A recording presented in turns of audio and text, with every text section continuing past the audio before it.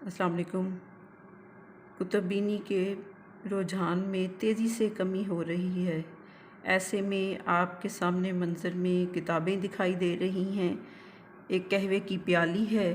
اور موتیے کے تازہ پھول دکھائی دے رہے ہیں۔ یہ کچھ کتابوں کا ذخیرہ ہے جو ابھی فی الحال آپ کے سامنے ہیں، ورنہ کتابیں تو اور بھی ہیں میرے پاس، اس کے علاوہ بھی ہیں جو میں وقتاً فوقتاً خریدتی بھی رہتی ہوں اور مجھے تحفے کے طور پر بھی ملتی رہتی ہیں، جیسے کہ خاص طور پر یہ کتاب جو کہ میں اپنے چینل کے آغاز میں سب سے پہلے اس کتاب کا آپ کے سامنے مطالعہ کروں گی۔ ویسے تو میں نے اس کتاب کو پڑھا، لیکن آپ کو خاص طور پر اس کتاب کے بارے میں یہ کہنا چاہوں گی کہ یہ کتاب میرے بیٹے نے مجھے مدرس ڈے پر، جو کہ عالمی سطح پر منایا جاتا ہے، میں یہ سمجھتی ہوں کہ ماں کے لیے کوئی ایک دن مختص نہیں کیا جا سکتا، بلکہ ہر دن ماں کا ہی ہوتا ہے، اور یہ کتاب جو ہے میرے چھوٹے بیٹے نے مجھے تحفے کے طور پر دی، دل، دریا اور سمندر۔ اور واقعی دل جو ہے وہ دریا بھی ہے اور سمندر بھی ہے، کیسے ہے اور وہ کون سی کہانیاں ہیں جس کو بعض لوگوں کو دریا دکھائی دیتے ہیں اور بعض کو سمندر۔ سمندر بہت گہرے ہوتے ہیں، آپ جانتے ہیں، دریا سے بھی زیادہ گہرے ہوتے ہیں، ان کی وسعتیں دریا سے بھی زیادہ ہوتی ہیں۔ تو دل کی اتھاہ گہرائیوں سے واصف علی واصف کی یہ کتاب، جو انہوں نے زندگی کے فلسفوں کو ایک جگہ سمیٹنے کی کوشش کی ہے، ان کی کتابوں میں سے بے شمار ان کی تحاریر میں سے ایک مجموعہ ہمارے سامنے ہے، ایک ایسی تحریر کہ جس میں انسان کی زندگی کا احاطہ کیا گیا ہے۔ تو اس کتاب سے آغاز کرتے ہیں، ساتھ ساتھ قہوے کی پیالی ہماری منتظر ہے، تو کیوں نہ اس کو بھی ساتھ ساتھ تناول کیا جائے اور اس کو نوش جان کرتے ہیں، ساتھ ساتھ ہم کتاب کا مطالعہ بھی کریں گے۔ قہوے کا ایک سپ جو ہے وہ ہمیں تازگی دے گا۔ آپ دیکھ رہے ہیں اس قہوے میں بھی موتیے کے پھول دکھائی دے رہے ہیں، اور اس کی دلکش اور مسحور کن خوشبو نہ صرف دماغ کو بلکہ روح کو بھی تازگی اور فرحت دے رہی ہے، اور یہ بھی میرے بیٹے کی طرف سے مجھے ایک تحفہ ہے۔ میں یہ سمجھتی ہوں کہ اگر آپ نے اپنی اولاد کو محنت سے پالا ہے اور مخلص ہو کر ایمانداری سے ان کی پرورش کی ہے، تربیت کی ہے، تو وہ ضرور آپ کو اس کا صلہ جو ہے وہ ان کی طرف سے ہی ملتا ہے، اور یہ خوشی ناقابل بیان ہے، الحمدللہ۔ چلیے جی، کتاب کا مطالعہ شروع کرتے ہیں۔ واصف علی واصف کی یہ کتاب ہے جس کا کہ آج ہم مطالعہ شروع کریں گے، دل، دریا، سمندر۔ اور سمندر جو ہے وہ، جیسا کہ ہم پہلے بھی بات کر رہے ہیں، اس کی وسعت، اس کے پھیلاؤ، اس کی گہرائی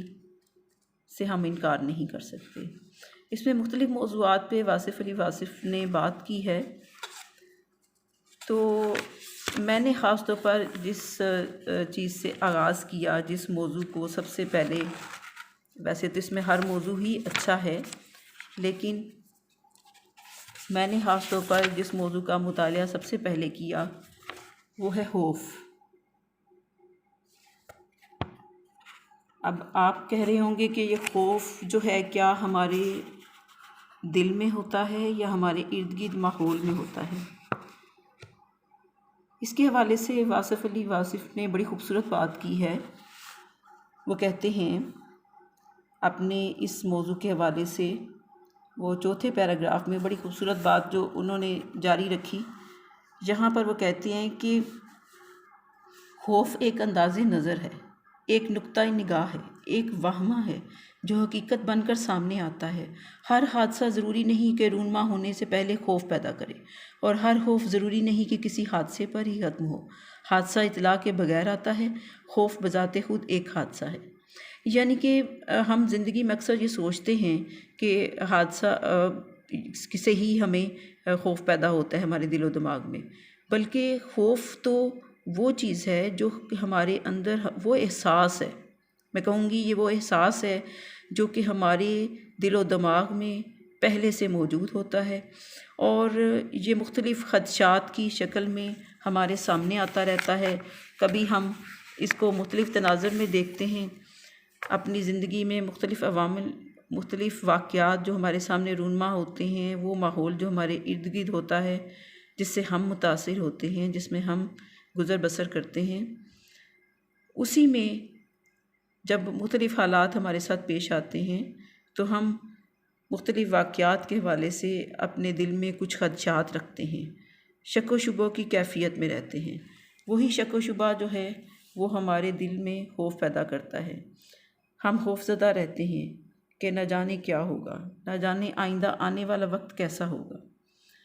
تو کچھ ایسی ہی بات واصف علی واصف نے بھی کی ہے کہ جو کہ خوف کو کہتے ہیں ایک انداز نظر، یعنی ہم کس نظر سے زندگی کو دیکھتے ہیں، ہمارا نقطۂ نگاہ کیا ہے۔ یہ دراصل ایک وہم ہے، وہم یعنی ایک غلط سوچ، ایک منفی سوچ، ایک ایسی سوچ جس کا کوئی وجود نہیں۔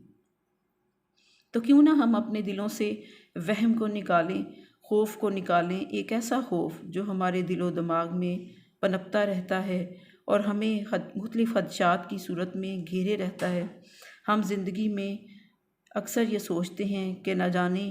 آگے کیا ہوگا، یا جو بھی وقت گزر رہا ہے اس میں آئندہ آنے والا وقت کیسے گزرے گا، ہم کیسے زندگی میں آگے بڑھیں گے، اگر کوئی پریشانی، کوئی مشکل آئی تو وہاں سے ہم کیسے نکلیں گے۔